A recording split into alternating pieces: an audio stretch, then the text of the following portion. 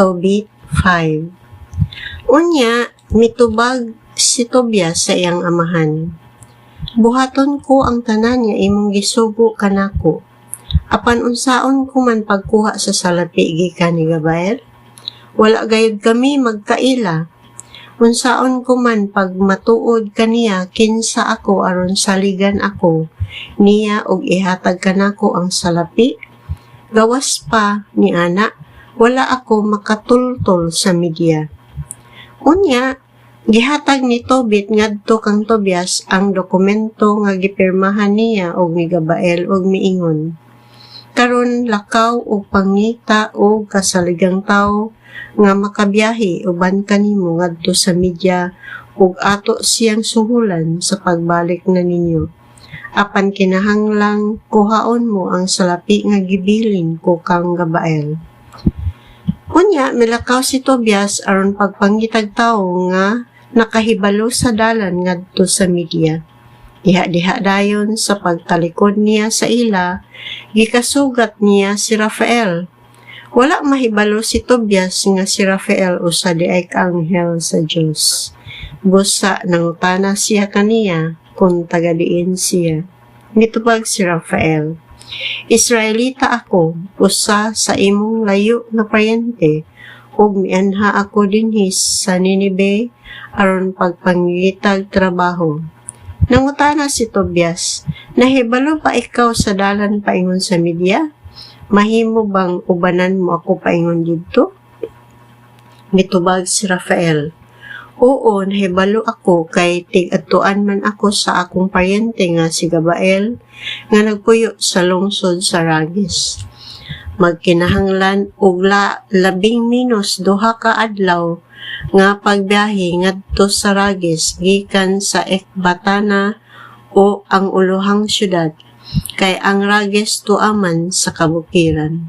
Mahimo ko ikaw nga ubanan didto. Unya mingon si Tobias kang Rafael. Hulata na ako dinhi kay adtuon o sultihan ko ang akong amahan. Buot ko nga mobiyahe ka uban ka nako o suhulan ko ikaw. Mingon si Rafael. Oo, maghulat ako apan ayaw pagdugay.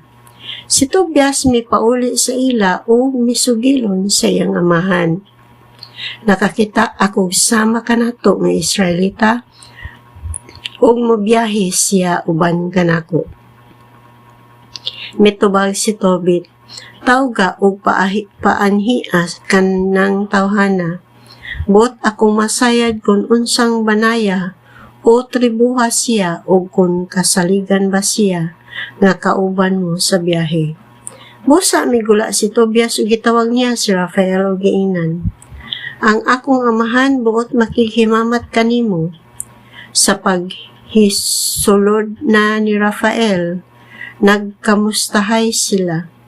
Gipangutana ni Tobit si Rafael, tug-ani ako higala ko, hain ka mang banaya o tribuha may sakop?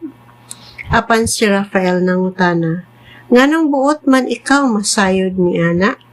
Miingon si Tobit, tug-ani ako sa tinuod, unsa may imong ngalan o kinsa ka mang anak? Si Rafael mitubag, si Azarias ako o anak ako sa tigulang nga si Ananias, usa sa imong paryente. Unya mingon si Tobit kaniya, abli ang among balay alang kanimo, panalanginan ka sa Dios anak ko. Ayaw kasuko tungod kay buot ako masayod sa kamatuoran may tungod kanimo o sa imong banay.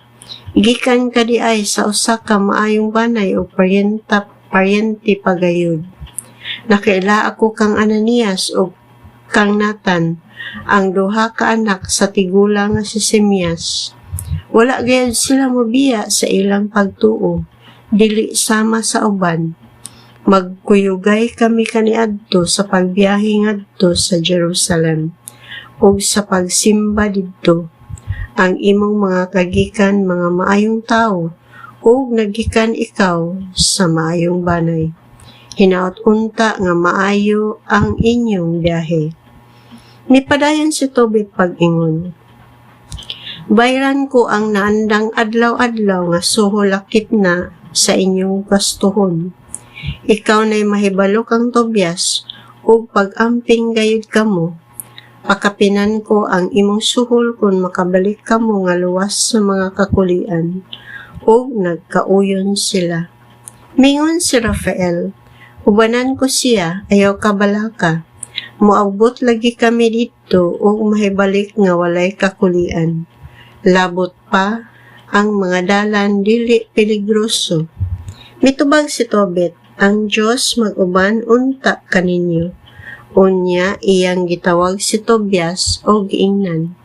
Anak, andama ang imong gikinahanglan alang sa biyahe aron kamong duha makalakaw dayon. Hinaot unta nga ang Diyos ug ang iyang anghel magbantay kanimo kaninyong duha. Busa nang lakaw si Rafael ug ang batan-ong si Tobias ug uban kanila ang iro ni Tobias. Unya, misugod paghilak ang iyang inahan, mingon siya. Nganang imo mang gipalakaw ang atong anak? Siya lamang ang bugtong makabuhi kanato. Kinsa naman karon ang mag-atiman kanako? Hilabahan bagayod ka importante alang kanimo kadtong kwartaha nga andam ka man pagsugal sa kinabuhi sa imong anak aron lamang pagkuha niadto. Nganong dili naman lang gayud kita malipay ni ining higyatag sa Dios kanato. Miingon si Tobit. Kalma lang, maabot lagi siya didto ug makabalik nga walay kakulian. O sa imong kaugalingong mga mata makita mo siya nga mahibalik sa ato nga maayog lawas. Busa ayaw nakaguol mahitungod kanila. Pinangga ko. Ubanan si Tobias sa usa ka maayong anghel.